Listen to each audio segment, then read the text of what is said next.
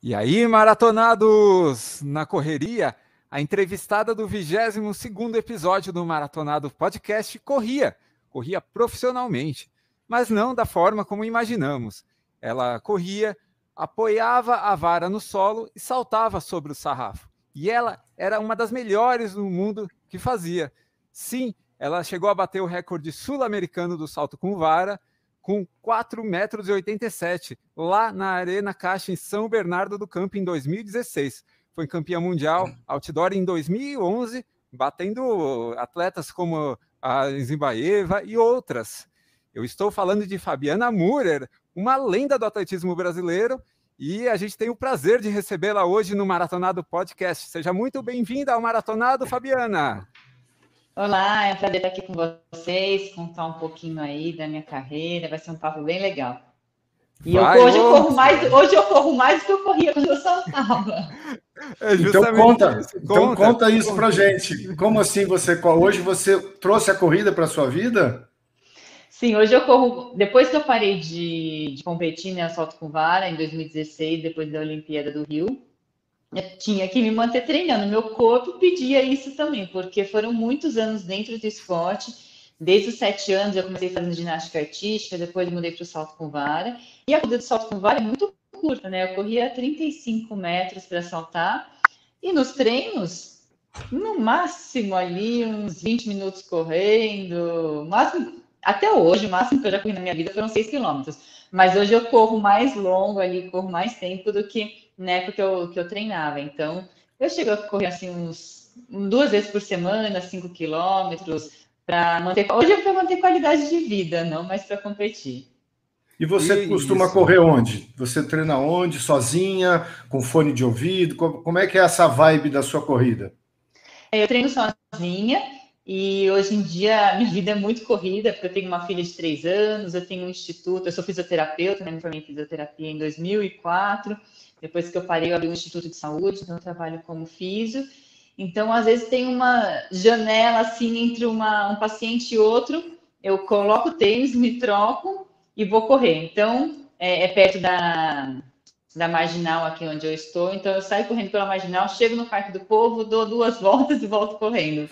E é uma delícia correr lá, de casa, às vezes eu saio correndo de casa, moro perto do Parque do Ibirapuera, vou correndo, dou uma voltinha curtinha ali no parque e volto. Então, cada dia eu estou num lugar correndo, é sempre um momento que eu tenho ali, hoje eu vou fazer, eu gosto muito também de fazer tiros, né, aquelas corridas mais velozes, que é o que eu fazia quando eu saltava, então eu sinto um pouco de falta disso. Então, às vezes também eu faço uns treinos de tiro. Então, eu vou mexendo, eu mesma faço meu treino, o que eu tô com vontade de fazer, mas sempre tem que ter o contínuo, né? Aqueles 5 quilômetros mais contínuo. Às vezes eu deixo minha filha do balé, vou correr no Parque do Ibirapuera, volto. Então, é sempre assim, de sexta, que é a balé da minha filha, eu consigo ter uma rotina ali um pouco mais estável. Mas às vezes eu tenho um tempinho aqui no InSport, né, de fisioterapeuta, eu vou lá correr.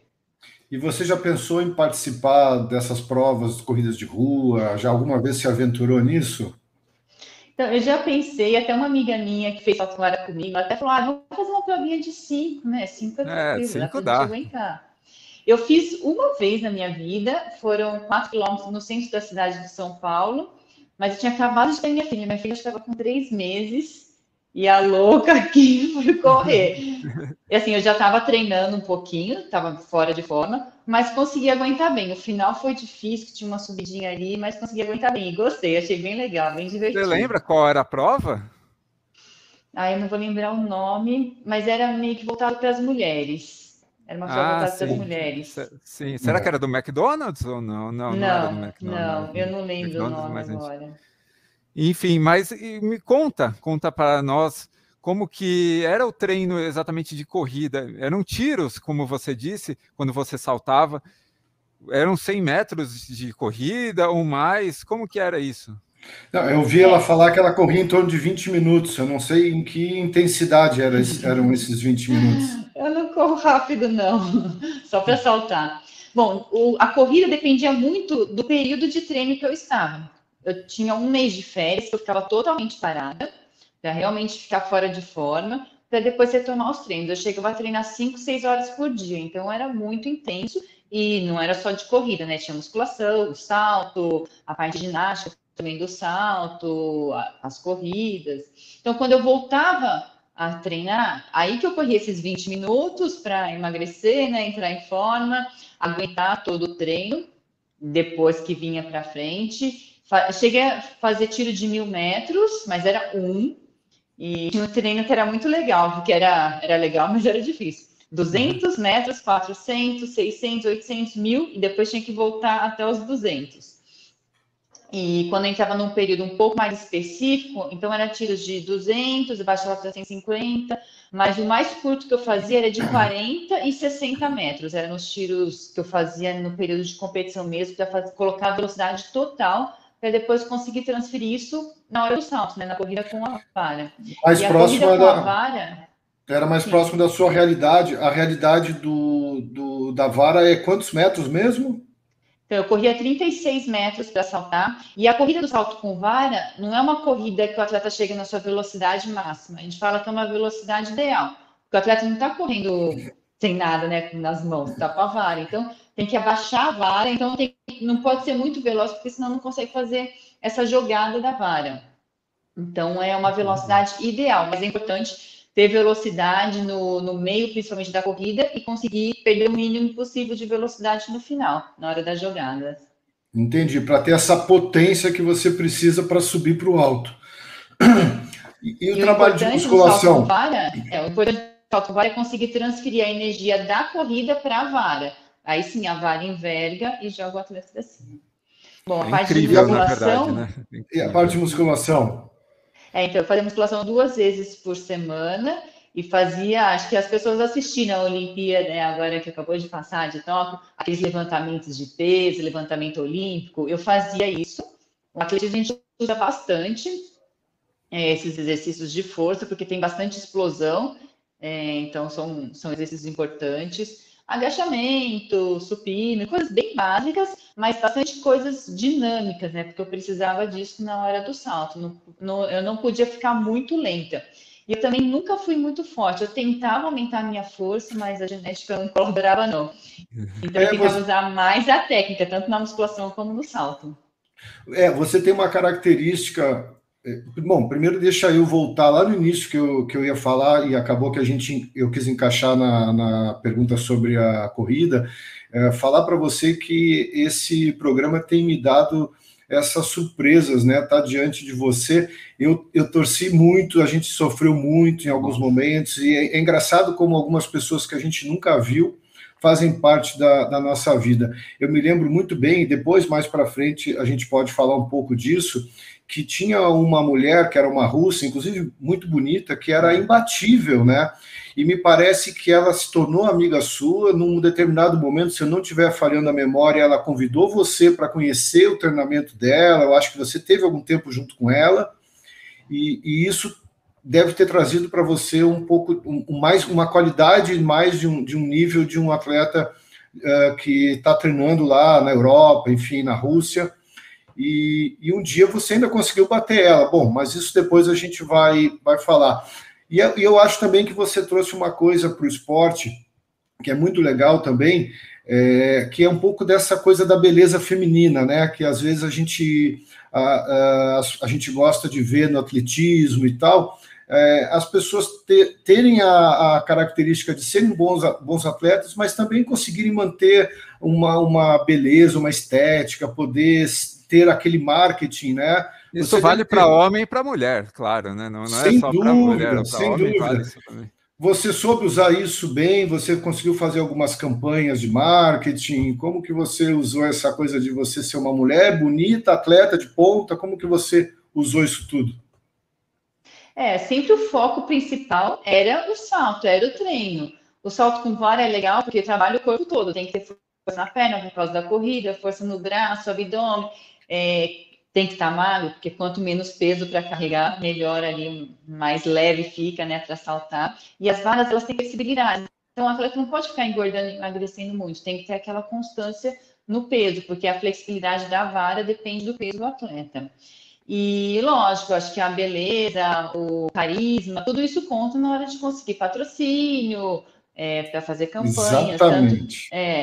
eu era de uma equipe, que era a BMF Bovespa, depois virou a B3, e era muito fechado em relação ao patrocínio isso, porque a empresa queria ter o direito de imagem dos atletas, mas a marca esportiva eu tinha, às vezes apareciam umas campanhas que a equipe liderava, então dava para fazer algumas coisas, inclusive a marca esportiva, eu continuo até hoje com ela, mesmo faz 5 anos já que eu parei, mas mesmo assim eles quiseram continuar, porque eles têm muito foco assim, em mulheres, e precisa de mulheres dentro do atletismo também, que às vezes acaba aparecendo poucas, né, que se destacam. Então, eles mantiveram ali me patrocinando e é uma coisa legal, Pode porque falar eu o nome, uso. Ah, claro. então, é a Nike, então É a eu Nike. continuo com a Claro, Nike. eu estava até estranhando que você não estava falando o nome. Aliás, Deve falar. eu vi o vídeo, você correndo no centro da cidade, um vídeo da Nike, né? De 15 segundos no YouTube, mais ou menos. Sim, sim, Aliás, então. E aí sobre a eu fiz prova. várias campanhas muito legais, eu acabo me divertindo também com isso. É legal, é um lado diferente, né, do atleta, a gente tem que se produzir mais. Mas é divertido, eu gostei bastante de fazer também essas Mas é campanhas. por isso que eu estava falando para você. Eu acho muito legal as marcas. E a Nike tem essa característica de saber trabalhar muito bem com atletas que muitas vezes já não são mais atletas de competição, mas se mantêm ativos com uma imagem muito bem trabalhada. E daí você trabalha o que é mais importante para a marca do que a competição em alguns momentos, que é o lifestyle. E aí você tem um lifestyle que se encaixa com a marca Nike, muito forte nisso, né? Michael Jordan até hoje e diversos outros atletas que são ícones no mundo. Que bom que você está com a Nike e certamente vai permanecer com a Nike, mas isso que eu falo da imagem. Quando a gente fala em beleza, a beleza é o todo, né? O carisma que você falou, é saber se comunicar. E também não adianta nada você ter uma boa aparência e na hora que você vai expressar suas ideias, você não consegue se expressar de forma correta. Nenhuma marca quer isso, né? A beleza interior e exterior, digamos assim, né? Ah, A por interior é falar em realmente beleza, isso, né? por falar em beleza, a russa realmente era muito bonita ou como é que você olhava isso? Ela tinha, né, um approach assim muito de uma mulher bonita, né? Sim, sim, ela era bonita, olhos claros, né? Ela também se cuidava. E, como eu falei, o salto com vara dá um corpo legal também, para até quem trabalhar como um todo, mas ela era bem mais forte do que eu, uma das coisas que eu posso falar, ela era bem mais forte, como eu falei, um pouco da genética também. Eu a conheci em 2006, quando ela foi treinar na Itália, minha base na Europa era na Itália, e eu fazia Uhum. intercâmbio com um técnico ucraniano que morava lá na Itália. E aí ela passou a treinar com esse técnico ucraniano e passou a treinar lá na Itália. E foi muito bom isso para mim, porque eu comecei a acompanhar o treino dela, conversar, entender como que era o treino, como que ela se comportava. E eu comecei a ver que ela era uma pessoa normal, como eu. Que ela também sentia dor, que ela chorava, que ela tinha treinos bons e treinos ruins. E isso foi muito legal porque abriu muito minha cabeça e começou a mostrar que era possível também eu conquistar alguma coisa. Eu pensei, se ela chegou lá a ser uma das melhores do mundo, eu também posso ser, porque ela também sente as mesmas coisas que eu. Então foi muito legal porque eu comecei a chegar nas competições de uma forma diferente, as outras atletas de uma forma diferente. Então é muito importante mesmo o atleta para fora, conhecer os seus adversários e assim conversar, criar amizade, porque começa a desmistificar aquele negócio, ele é imbatível. É possível se ganhar, lógico, é muito difícil, porque ela é reconhecida mundial até hoje. E até uma vez eu comentei com o meu técnico, eu falei para ele, por que eu tô treinando? Por que eu tô aqui ainda? Porque eu vou ser sempre segunda, ela vai ser sempre primeira, o máximo que eu posso chegar a ser é segunda. Ele falou, não, fica esperta, uma hora ela vai marcar bobeira e você vai ter que saber aproveitar a oportunidade. E realmente aconteceu. Aconteceu em 2011, né? Na Coreia do Sul, foi essa a oportunidade? Foram 2 vezes, né? Em 2010, no Mundial em pista coberta, e depois em 2011, no Mundial em pista aberta, essas 2 vezes. Que bacana, né? Aliás, mudando um pouquinho de assunto, você falou de dor, né? Eu já ouvi falar que o atleta profissional convive com a dor. Na verdade, o esporte profissional não é saudável, por um lado, porque toda hora algo está dolorido. E o esporte do dia a dia é que é o saudável, porque a gente pratica com o objetivo de ficar com a saúde em dia. É isso mesmo? Hoje, como profissional de fisioterapia, você concorda com isso? Essa é a sua visão também, que o esporte profissional não é uma das coisas mais saudáveis que existem? Eu falei no início, né, que hoje eu treino para qualidade de vida, é bem diferente do que eu fazia. E realmente é assim, o corpo, quando eu era atleta, o corpo estava muito mais dolorido dos treinos, porque é muito mais intenso. E sempre tinha uma dorzinha aqui, uma dorzinha no ombro, uma dorzinha no joelho. Acontece muito mais lesões do que a pessoa que treina informalmente, né, não profissionalmente.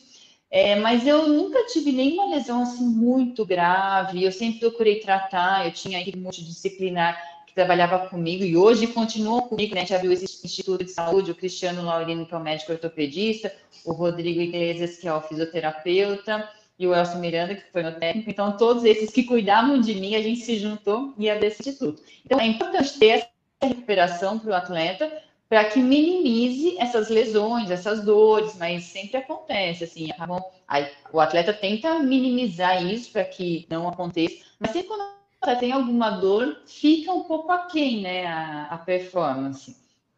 Então, eu tentava estar na melhor forma possível, com menos dor, mas eu fazia massagem 2 vezes por semana, aquele baldão cheio de gelo, eu entrava no baldão, depois os tiros, né, de 200 metros, de 100 metros, entrava no baldão para recuperar. Então, tinha toda essa preocupação com a recuperação para evitar que eu me machucasse e que tivesse dores constantes, mas às vezes acontecia assim.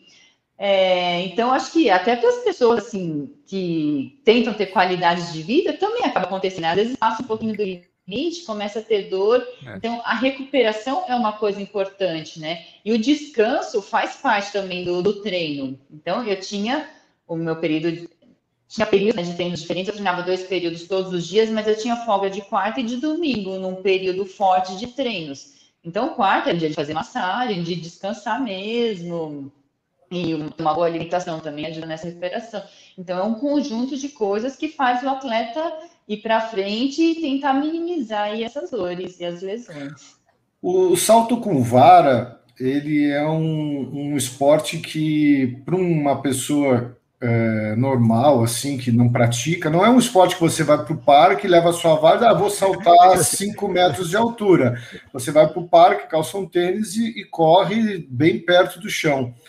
Quando você começou esse esporte e até durante os seus treinos e a sua vida, como pode acontecer o acidente, já aconteceu com você, de você subir a uma determinada altura e não cair no colchão e cair direto no chão? Pode acontecer? Como que funciona isso?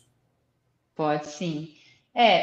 Eu fiz ginástica artística, então eu tinha essa noção do meu corpo no espaço, fiz 10 anos de ginástica, e depois fui para o atletismo, porque eu cresci demais, e estava começando a ter dificuldades na ginástica, mas eu queria continuar no esporte, eu tinha aquele sonho de ir para uma Olimpíada. E o meu primeiro salto foi com vara de bambu e caindo na areia, como era antigamente, eu saltei 2 metros no primeiro treino. E para mim foi super tranquilo, porque eu tinha esse preparo da ginástica. Mas depois que eu comecei a pegar as varas que são de fibra de vidro ou fibra de carbono, as que eu falava são de fibra de vidro.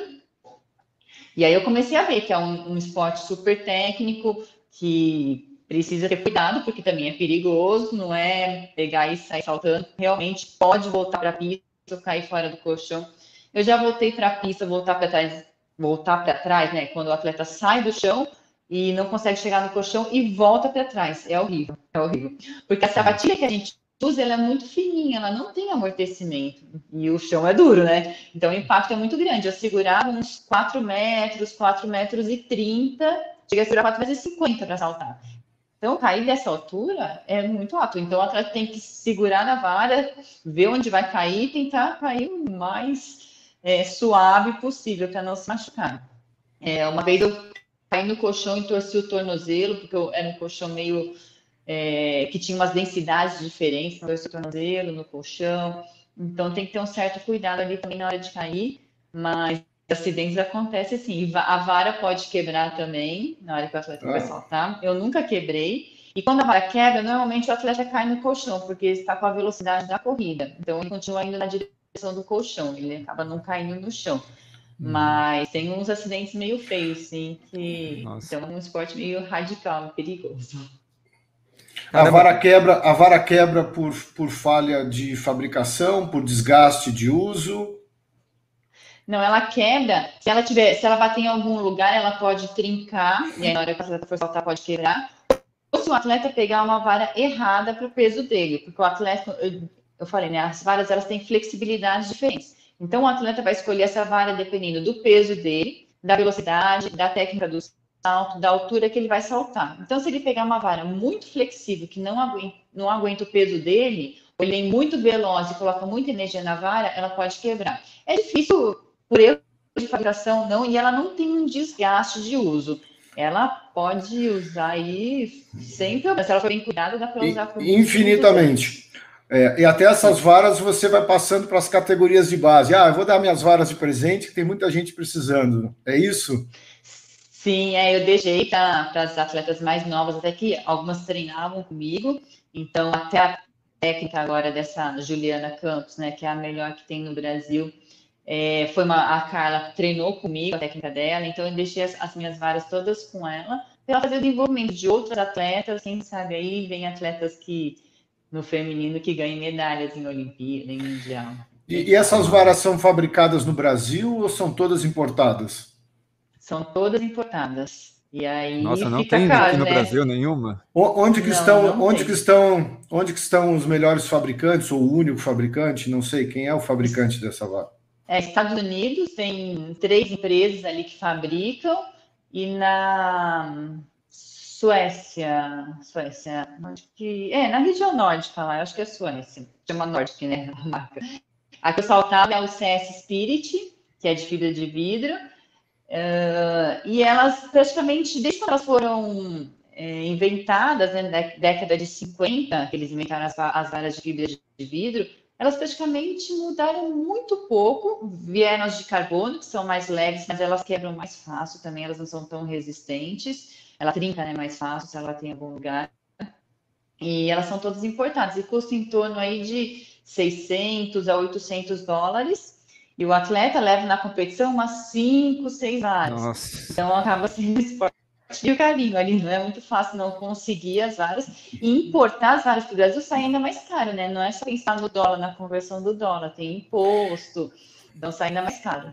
Eu imagino o carinho que você tinha com esse equipamento, até porque é uma conquista para um atleta poder utilizar equipamentos de ótima qualidade, ainda mais no Brasil. Não vamos nem entrar nesse mérito agora, né? Esse descaso que o governo e todos os governantes têm com os atletas, diferente, né, dos outros países de primeiro mundo, que os atletas são super valorizados. Aí você conquista uma vara dessa, um brasileiro poder ter um material de primeira qualidade, você devia dar até nome para as tuas varas, né? Tem um carinho muito grande, tem que ter um cuidado muito grande, porque para conseguir outra era muito difícil. Eu tive ajuda de muita gente no início, que pagaram varas, a equipe comprou muita vara, o Ministério do Esporte comprou vara na época, que era Olha, e eu falando mal do Ministério do Esporte. Não, já compraram, né? Do Pan-Americano, compraram bastante varas, a Confederação Brasileira de Atletismo. Então, eu tive a ajuda de muita gente. Depois, também, consegui o patrocínio dessas varas. Então, ficou um pouco mais fácil também de ter esse jogo de varas. Só para vocês terem uma noção, eu tinha um jogo de varas de treino e de competição no Brasil e um na Europa.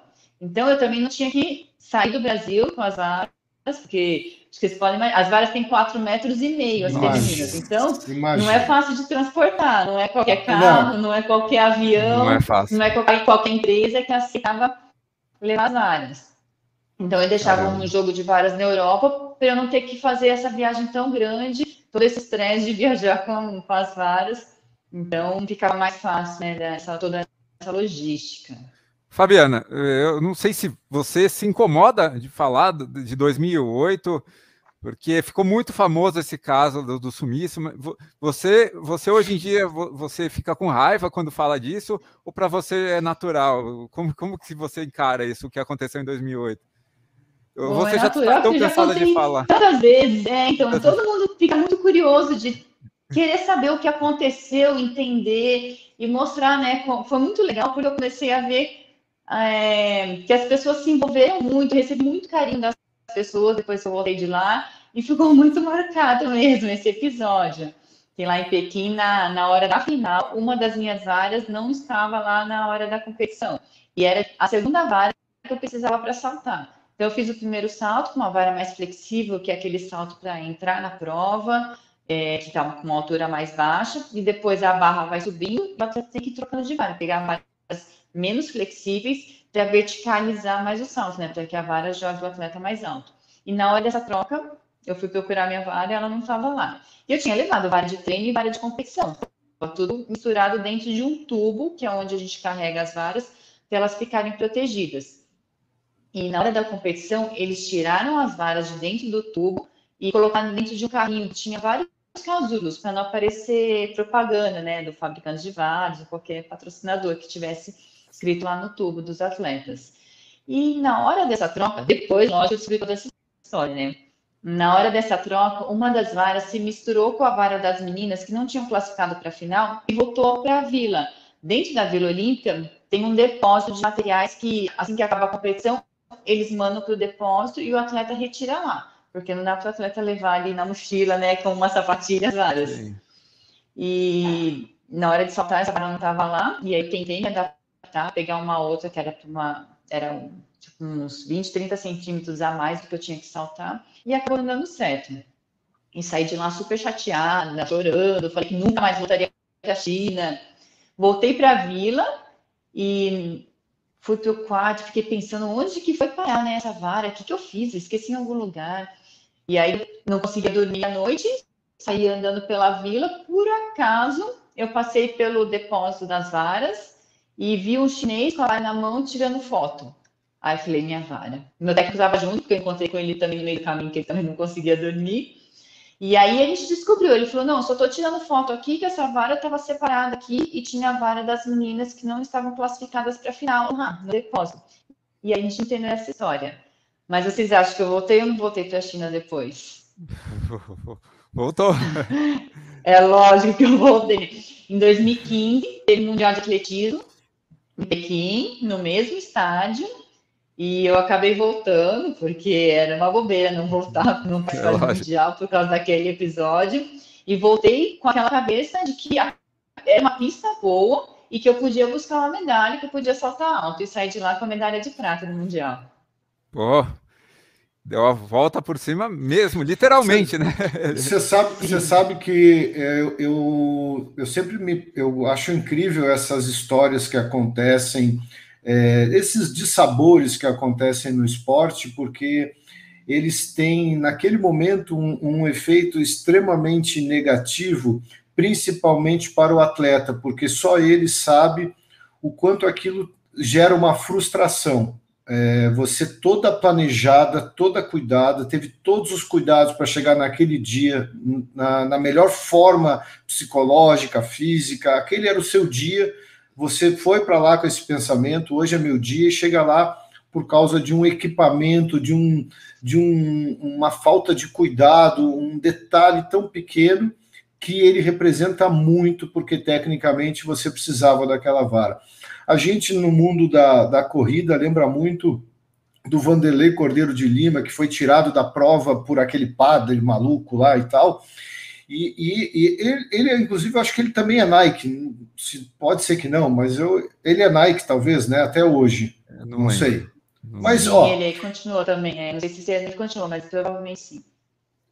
Então, assim, essas histórias elas sensibilizam muito o ser humano, porque as pessoas querem muito mais ver como que você reage a essa situação, e a reação do Vanderlei foi incrível, né?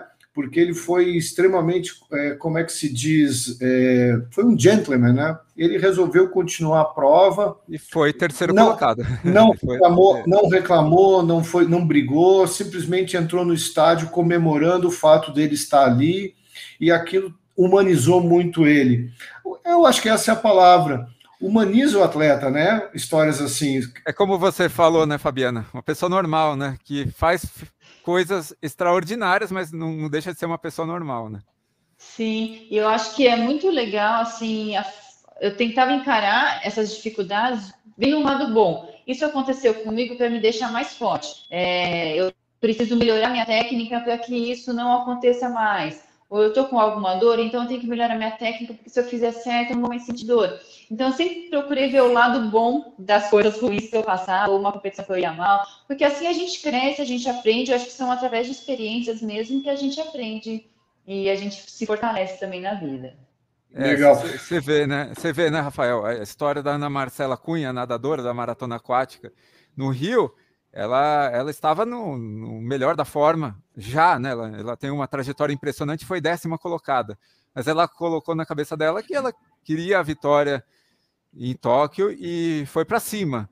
Então, na verdade, assim, ela conquistou no Rio um resultado bem pior do que o da estreia dela, com acho que 16 anos em Pequim, que ela foi 4ª colocada, se eu não me engano, na maratona aquática. Então ela precisou desse tempo aí todo para chegar a um resultado. A Fabiana também foi em 2008 esse caso de Pequim, em 2011 ela se tornou campeã mundial, né? Então o tempo também é um elemento muito importante, e o amadurecimento, né, Fabiana? O atleta, ele não é feito de uma hora para outra, não é em um ciclo olímpico que se faz um atleta. Um atleta é a longo prazo, precisa de uns 6, 7, 8 anos. Eu demorei 10 anos para ser campeã do mundo, então realmente leva tempo. E o que eu vejo muito, as empresas acabam não tendo essa paciência, né, de patrocinar o atleta, de apoiar o atleta e ter a paciência de ver o atleta crescer, que é muito bonito, né, desse desenvolvimento. Eles já querem aquele atleta que já está se despontando, que vai ser medalha, que vai se destacar, mas é muito legal ver o atleta crescer também. Então, acho que as empresas têm que mudar um pouco essa ideia, tem que patrocinar um atleta para ele crescer lá da base e aí sim se tornar um grande atleta. Acho que, e mesmo a imagem da empresa fica muito melhor se mostrar isso, né? Que já sabe como que é o ciclo do atleta, que ele pode, que ele cresce aos poucos, né? Que ele vai ganhando aos poucos. Mas a gente hoje está vivendo essa mentalidade imediatista, tem muito a ver hoje com esse avanço da tecnologia e das redes sociais, né? As pessoas se tornam ídolos do nada, assim, às vezes nem estou falando de esporte, né? Estou falando de coisas bizarras que a gente vê, de pessoas que simplesmente ganham holofotes, e a gente fica pensando, mas o que essa pessoa representa? Ou não nos representa, mas representa um vazio existencial que o mundo está vivendo. Quando a gente fala de esporte, graças a Deus eu percebi nessas Olimpíadas novamente que o esporte continua tendo uma aderência emocional muito forte com o ser humano. Isso é uma coisa que continua e permanece, e isso eu acho importante. Novos esportes entraram nessa Olimpíada, e aí surgiram brasileirinhos, pessoas novas, e que só foram reconhecidas depois que saíram de lá vencedoras. É engraçado, já estavam lá, então a mentalidade continua sendo o seguinte: tem holofote, tem espaço publicitário, vai vender mais para a nossa empresa, vai fazer boa campanha, patrocina. Não tem essa mentalidade de construção de um atleta, né? Eu acho que as coisas a tendência, né? Eu não sou um futurólogo, mas eu acho que a tendência é essa coisa cada vez ficar mais imediatista. Ele nos dá resultado, ele tem uma boa imagem, ele é esteticamente ele é bonito, tem um corpo bonito, expressa bem a ideia, traz para cá então, porque vamos fazer umas campanhas aí com ele. Não é culpa nem da empresa, muitas vezes é a agência que faz toda a gestão de marketing. Fabiana, você comentou os Jogos Olímpicos, aproveitando para os canais de Sport TV, o atletismo, né? O que me chamou a atenção foi como você teve desenvoltura para comentar as outras provas. Como que era isso na época em que você competia? Você ficava observando as provas de pista e as outras de campo, os arremessos, como que era isso? Porque você tinha muita segurança no que você falava ali naquele momento, né? Comentando. O atletismo ele é muito grande, né? São várias provas acontecendo ao mesmo tempo.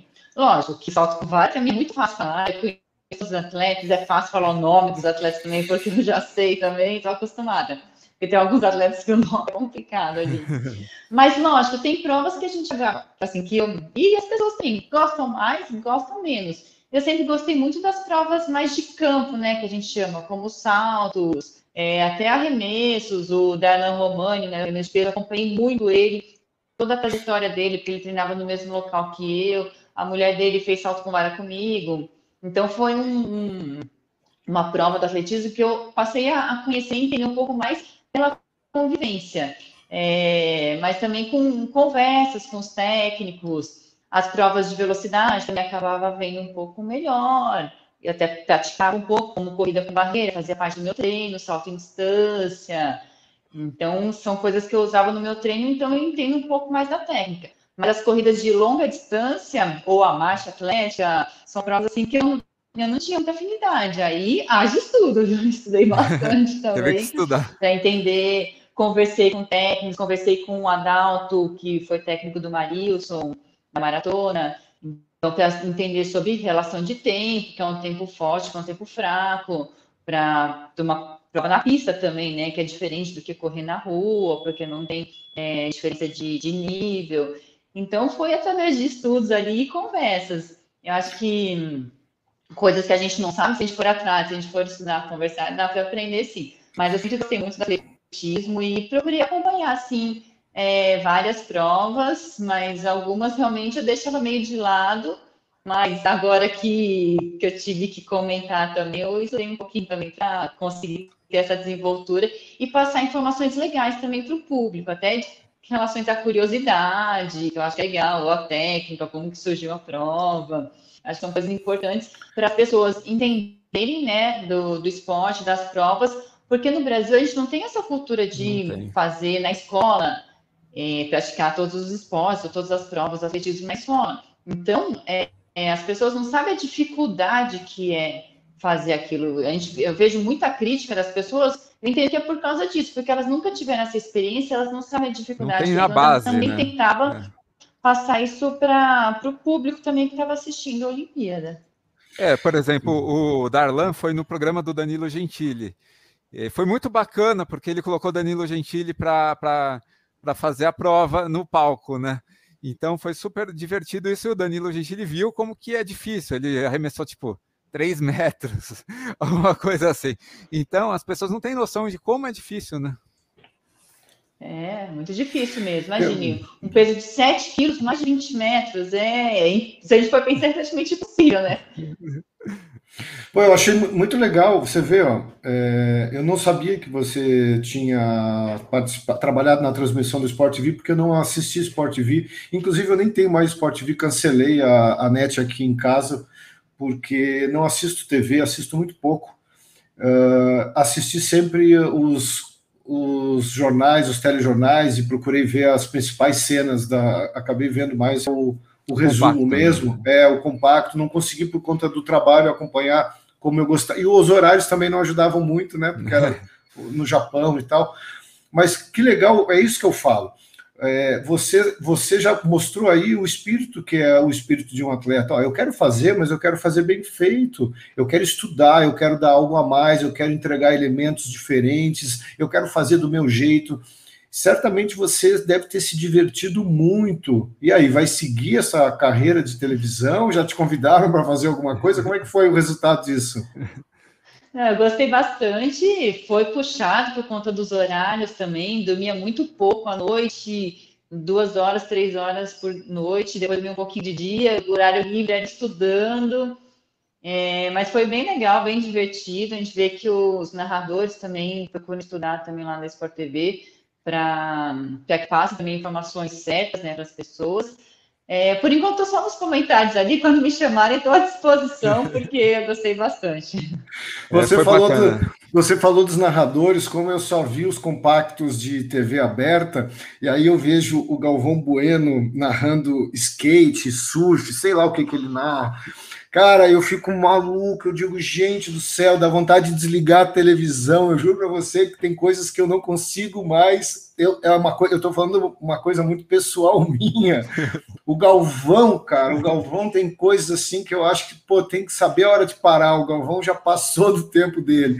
O narrador, ele tem que ter... E eu tenho um outro, o Kleber Machado também é um cara que eu digo, gente, é muito clichêzão, é sempre de discursinho e tal. Eu falo isso abertamente porque eu adoro transmissão, mas eu gosto de transmissão inteligente. E quando especializada, né? Especializada, pô, é isso. Você o Everaldo Marques, por exemplo, ele narra de tudo, mas o Everaldo Marques é um profundo estudioso. Ele, por exemplo, ele narra desde o futebol americano até o atletismo, mas você vê que ele estuda mesmo. Ele é o nerd da transmissão, né? E a própria emoção que ele transmite tem que ser uma emoção que não adianta Ronaldo, não, é você realmente entender do que você está fazendo, e porque a emoção hoje do Galvão, a gente vê que ele está amparado, na verdade, numa história, né? Que é uma história que já passou. E tá todo mundo, acho que todo mundo não, eu sou todo mundo.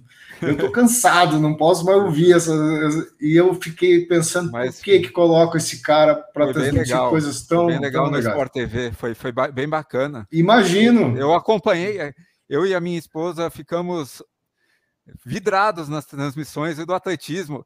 Pô, aquela prova em que a holandesa caiu e ainda venceu, foi demais, né? Você estava comentando aquela?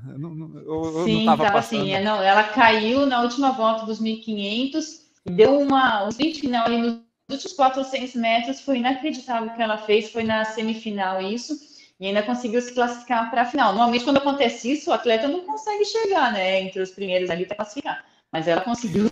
Foi muito bem mesmo. Foi um dos melhores momentos. Incrível, né? Como que uma semifinal tem uma das imagens dos jogos, né? Normalmente é na final que são geradas essas imagens, né?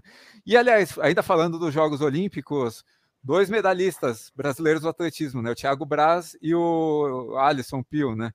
Como que você viu essa participação? O Thiago, duplamente medalhista, ouro e bronze agora, né? Em Tóquio. E o Alisson, fenômeno, né, na prova mais forte, talvez, da história do atletismo de pista, né? Como que você viu a participação brasileira? A equipe era muito grande, mas pelo menos os dois entregaram o que se esperava, né? Acho que foi boa, foi legal sair com 2 medalhas. Acho que não importa a cor da medalha, estar lá conquistar uma medalha é um feito muito grande. O Thiago passou momentos difíceis, mas conseguiu se recuperar nesse finalzinho aí do ciclo um pouquinho mais longo, né, para a Olimpíada. E se recuperou e mostrou que gosta de Olimpíada, que compete bem nos Jogos Olímpicos e buscou essa medalha. Foi uma prova forte também, com recorde mundial na prova, mas ele conseguiu lá e fazer um bom resultado. E o Alisson realmente foi uma prova espetacular, ele muito forte. E melhorou o tempo dele várias vezes, né? Bateu o recorde sul-americano várias vezes aí durante esse ano. Eu vou fazer a parte de quem está assistindo o nosso programa e não sabe que esportes, que modalidades esses caras praticam. Vocês precisam falar, não falar. É lógico, né? Vai lá, Fabiana. Thiago Braz, né? De salto com vara, que foi campeão olímpico no Rio. Tá bom, lembro desse cara. Inclusive, tem uma pergunta depois que eu quero fazer desse cara para você. Vai lá. E o outro? E o Alisson Santos, 400 metros com barreira, foi uma prova com recorde mundial. O Alisson, mas 3 atletas, né? Os 3 primeiros bateram o recorde olímpico, que era não lembro se era do Rio, mas da Olimpíada passada aí. Então, realmente foi uma prova muito forte. E o Pio aí, o Alisson, né? Que é o Pio, o apelido dele, ele tá realmente muito bem. Um atleta novo, 21 anos, então tem muita coisa aí para fazer pela frente. Já associei, já sei cada um, já lembro da imagem de cada um deles. O Thiago é o do salto com vara, né? Isso. Tá. Deixa eu te perguntar uma coisa. Eu acho que foi na Olimpíada do Rio. A gente estava todo mundo assistindo ao vivo a final do Thiago com um francês Bossal. cheio da marra. E aí a gente começa a ver uma situação de que esse francês é imbatível, a gente assistindo ao vivo, né? Aí daqui a pouco a gente vê uma situação que o francês estava lá torcendo para o cara se dar mal e o Thiago consegue fazer o salto que ele precisava para seguir em frente. E o que eu entendi ali, pela minha leitura, foi que o francês ali desestabilizou e foi ali que realmente, porque ele tinha certeza que dali o Thiago não passava. Como que você... Foi isso mesmo? Como foi essa... Porque foi incrível, o Thiago talvez ganhou a vida dele naquele dia, né? Foi incrível quando a gente surpreende o mundo inteiro com uma coisa que ninguém esperava. O Renaud Lavillenie, o francês, ele era recordista mundial na época. Ele é muito legal, eu sou amiga dele. Eu de novo, eu gosto dele, tá bom? Apesar dele ter tido essa competitividade com o Thiago, mas eu gosto dele. Mas ele realmente se desestabilizou lá na hora, quando ele fez o 5,98, que era recorde olímpico, e ele achou que o Thiago não passaria mais que aquilo, porque o Thiago nunca tinha feito 6 metros, então o Thiago tinha que fazer o 6,3 para conseguir ganhar do francês. Então, quando o atleta se acomoda, fala, não, já ganhei, e acaba aquela adrenalina, toda aquela motivação, realmente o atleta sai da prova e não tem mais jeito. E o Thiago não, o Thiago se manteve concentrado, competindo em casa, né? A torcida foi cada vez mais apoiando o Thiago, ele foi... o Thiago não era muito conhecido, né, na época ali da Olimpíada do Rio, então as pessoas começaram a ver que tinha um brasileiro, vamos torcer pelo brasileiro. E o Thiago foi crescendo com isso, então, e conseguiu saltar um 6,3, que é recorde olímpico, até hoje, ninguém não bateram, né, agora em Tóquio, e ele fez um feito ali muito legal, e realmente o francês se estabilizou e perdeu a prova ali, realmente na hora de saltou, ganhei. Quando pensa que já ganhou, não, a prova só acaba quando realmente acaba, não pode se acomodar, não. Mas naquele dia eu me envolvi demais com a história, eu acho que principalmente por conta do francês, pela reação do francês, de ficar tão decepcionado de ver o brasileiro, e o brasileiro estava em casa. Esses dias são super marcantes, né? Para mim eu comemorei muito, fiquei muito emocionado, e é tão legal quando a gente percebe essa coisa surpreendente do esporte, né? Como a pessoa pode se superar, né, nos dias tão difíceis assim e mudar a vida, né? Realmente mudou a vida do Thiago, essa medalha de ouro. Ele mesmo disse que sentiu o peso também, tem que saber lidar também, né, com essas conquistas. As pessoas falam, é muito difícil chegar lá no topo, ganhar uma medalha, mas é muito mais difícil se manter. Realmente é difícil você colocar o pé no chão novamente, saber que você tem que passar por tudo isso de novo, treinar forte, sentir as dores de novo, pensar na recuperação, nos desafios, manter a cabeça, manter a motivação. Tudo isso realmente é muito difícil. Eu passei por isso algumas vezes, não foi só uma, algumas, de achar motivação depois que ganhei. Eu lembro quando eu ganhei o Pan-Americano em 2007, que foi no Rio, eu fiquei tão contente que foi muito mais do que eu imaginava que eu conseguiria conquistar quando eu comecei no esporte. E realmente eu dei uma acomodada, não tinha no início, assim, depois que eu voltei a treinar forte depois do PAN, eu não tinha muita motivação, eu estava tentando buscar alguma coisa, algum objetivo, mas depois eu vi que tinha Olimpíada pela frente, 2008, não, é meu sonho estar numa Olimpíada, vou treinar para isso.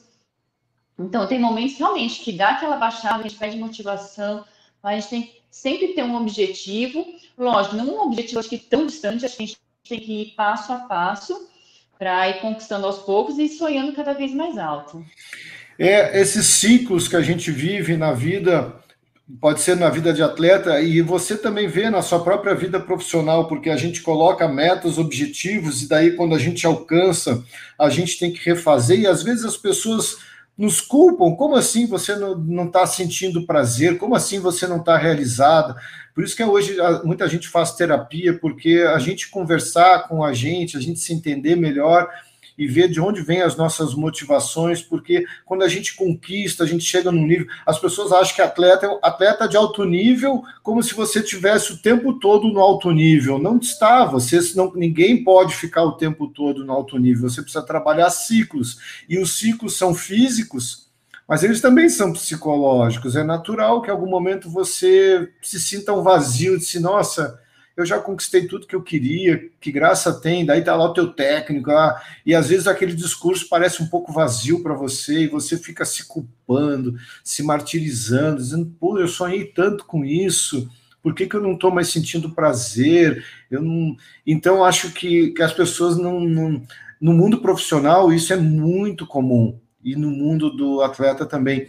Mas o André quer terminar, e está certo, já está em 50 minutos, mais ou menos, mas eu quero fazer uma pergunta para você, que eu estou desde o início me esperando para perguntar. Quando você vai saltar, e eu vi algumas imagens suas, que tem uma respiração, tem todo um momento ali seu, como que você esvazia sua mente? E outra coisa, 2 perguntas, e outra coisa é, durante o momento que começa a ficar, muitos atletas já começam a sair, porque não conseguem continuar subindo a altura, você fala a verdade, hein? Você fica torcendo para atleta se dar mal? Vamos lá. Não, eu acho assim, eu fiz ginástica artística, né? E a minha técnica sempre ensinou assim, você tem que torcer para os outros atletas ir bem, mas para que você vá melhor ainda. Então, eu preferia nem olhar, não ficar olhando, sei lá, eu torcendo, né, se ela vai errar ou para que ela errasse. Então, eu só olhava, só acompanhava. Errou, tá fora, ótimo momento, ótimo. Mas eu não torcia para ela errar, mas eu ia fazendo a contagem em si para saber a colocação que eu estava. E eu já vi que você... o atletismo... Eu já vi que você é politicamente correta. Eu já ia falar a verdade. Eu ficava lá, não queria pensar, mas meu cérebro mais forte dizia, erra, sai. E tem que ter muita concentração realmente na prova. Então, não dá para ficar pensando nessas coisas, não. E, como eu falei, o salto vale é muito técnico, o atletismo, são muitas coisas que estão acontecendo ao mesmo tempo. Uma hora o atleta vai saltar, tem alguém correndo atrás, vai dar o tiro para os 100 metros. Então, realmente tem que ter muita concentração, e eu sempre procurava pensar na parte técnica, detalhes que eu acabava errando mais, então eu queria ter uma concentração maior naquele detalhe. Então, eu tentava imaginar o salto, eu conseguia passar o salto, mas também teve momentos, assim, que eu não conseguia pensar em nada. Eu lembro quando eu bati o recorde sul-americano pela primeira vez, foi em Belém, estádio lotado, 40 mil pessoas, aquele sol, 11 horas da manhã, um calor. Eu já tinha melhorado 2 vezes a minha marca, e tinha uma americana ali no meu pé querendo ganhar a prova. Eu falei, não é possível, eu vou bater o recorde, não vou ganhar a prova, preciso ganhar a prova. E aí foi um momento, lógico, eu estava bem treinada, mas foi um momento que eu falei, não vou pensar em nada e deixar o salto acontecer. Eu só escutei o barulho da torcida, as pessoas me incentivando, batendo palma, corri, saltei, consegui passar e ganhar a competição. Então, são momentos que ficam muito marcados, assim, um momento que você consegue se desligar de tudo e você está tão focado no seu salto ali, tão bem treinado, você não precisa nem pensar em nada que as coisas acontecem. E o incentivo da torcida faz muita diferença. Não teve lá em Tóquio, mas eu acho que isso acabou, acho que não prejudicando, porque os atletas tem que manter, achar uma forma de manter motivação e concentração, mas a torcida ali faz uma diferença. Acho que poderia ter sido um pouquinho mais bonita ainda a Olimpíada se tivesse a torcida. Eu ainda fiquei com uma coisa na cabeça sobre a prova da qual você participou de corrida. Eu tenho agora 2 opções para você me responder qual foi. Ou foi da Mulher Maravilha ou foi da Empreendedoras em Ação. Você se lembra? Empreendedoras em Ação. Então eu participei também dessa prova. Eu também fiz essa prova. Certo. Não era só feminina, que legal. E antes de encerrarmos, eu vou apresentar a minha camiseta, é da Fuse Experience, e foi um evento agora em julho de retomada, né, dentro de um shopping, e foi bacana. A gente já está no momento de retomada das corridas, ainda não plenamente, mas foi um ensaio aí para as corridas voltarem. E a última pergunta, Fabiana, como sempre, é o que te deixa maratonada, Fabiana Müller?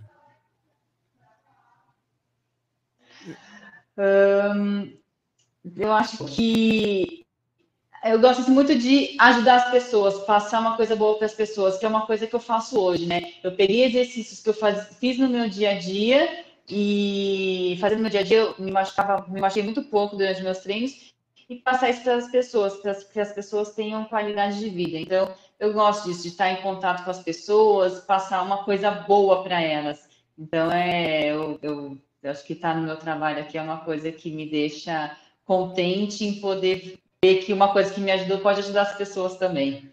Aliás, aproveitando, passa os contatos da sua clínica, por favor, para os nossos ouvintes, espectadores, enfim. Bom, é o InSport, aqui, fica na Gabriel Monteiro da Silva, em São Paulo. Esse aqui é o símbolo, deixa eu mostrar aqui. Posso fazer propaganda? Claro, fica à vontade. E então, só acessar o site, né? Aqui temos muitas... Isso, é só acessar o site, institutoesporte.com.br, e temos várias áreas aqui. A gente pode ajudar vocês na parte de dores, como fisioterapia, médico, nutricionista, massagem, cardiologista, avaliações também, avaliações para quem pedala, para quem corre, a gente também tem aqui. Então, é muito amplo aqui, as portas estão abertas aqui para todo mundo. E o melhor de tudo, ser atendida pessoalmente pela Fabiane Murer. Fabiana. Sim, Fabiana Murer.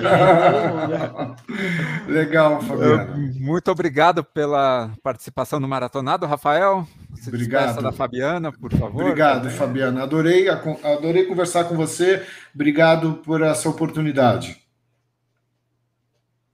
Obrigada, foi bem divertido também, gostei bastante. Acompanhe nosso canal no YouTube, inscrevam-se, ativem o sininho. E esse foi mais um episódio do Maratonado Podcast. Até o próximo.